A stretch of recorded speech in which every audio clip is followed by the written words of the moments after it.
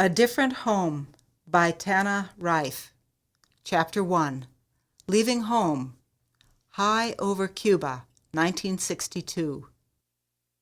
"Look hard," said Mario Perez to the little boy.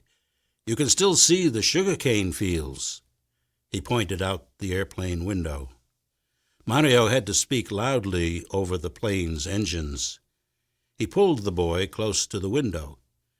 The little boy pressed his face against the glass. "See, down there," Mario shouted. "Sugarcane season is almost over now." "I see what you mean," said the boy. "The fields look more brown than green." "Ah, it is hard to say goodbye to our home," said Mario sadly. "We Cubans grow such sweet cane. We make such fine sugar." Mario told the boy about his family, how they had owned a big sugar business, how he had helped out in all parts of the business, how they shipped sugar all over the world. "Then why are you flying to the United States?" asked the boy. "Try to understand," said Mario. "Cuba has seen a big change. New leaders took over the country. Now, some people no longer fit in. Some people must start all over. My parents stayed in Cuba to run the business. Only now they do not own it. The government owns everything.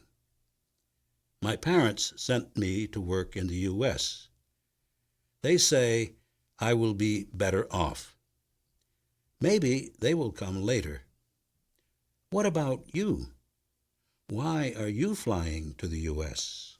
My parents don't want me to go to school in Cuba. They said that someone from the church will meet me at the airport." "You are flying all by yourself?" The little boy nodded his head. His eyes were down. "You will be all right," Mario told him, but he worried about his own family. Mama and Papa had very little left, and he would not be there to help them. He looked down at his clothes. A second shirt was in his bag. That was all he had.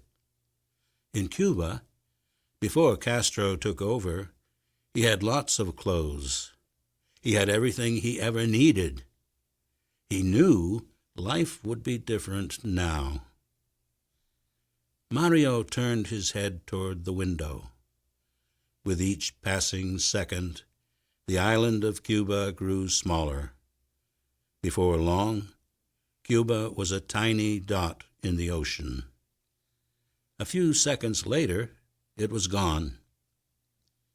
In all of his 23 years, Mario Perez had never felt so alone. He turned when the little boy pulled at his shirt. "When can we go back home?" the boy asked. "Soon, I hope," said Mario. "When things get better. You wait and see."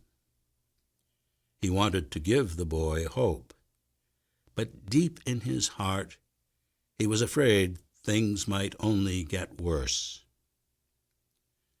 It was a short trip to Miami, Florida, only about an hour.